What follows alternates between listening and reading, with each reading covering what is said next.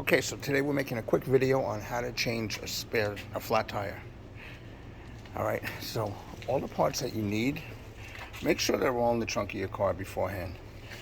You're gonna need a wrench or something to pull these caps off. These caps are usually over this. Let me show you on the good tire. You see, you have to pull the caps off. Now, if your tire has lug nuts with keys, make sure you know where that key is. Actually, today when you see this video, go in your car, make sure you know where that key is, because without the key to get these off, you can't do anything. All right, so next, what I do is with these on the bad tire, the flat tire, I loosen them first. So just kick it, a little bit. Take the wrench, loosen it a little bit, because you don't want to be really jarring the car when it's when it's raised up.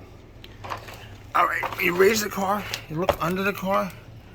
Every car is going to be a little different. This car has a few different access points. I don't know if you can see them, but you rub your hand into there, feel into there, and you'll see there's little indentations, which is the place where you put the jack. I use a mat because I'm in my garage.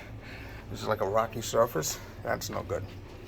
All right, so take off the wheels. You do them counterclockwise or just opposite. Do 1, 1, 1, 1, 1. Like that. Take the tire off, line it up, put it on.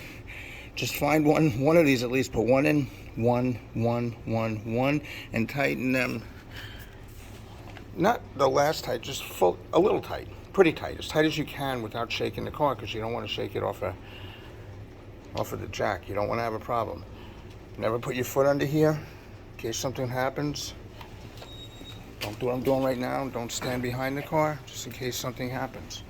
So just come here, do that. This will fit right back in here where the spare was. And that's it. Good luck. Drive safe. I hope this helped.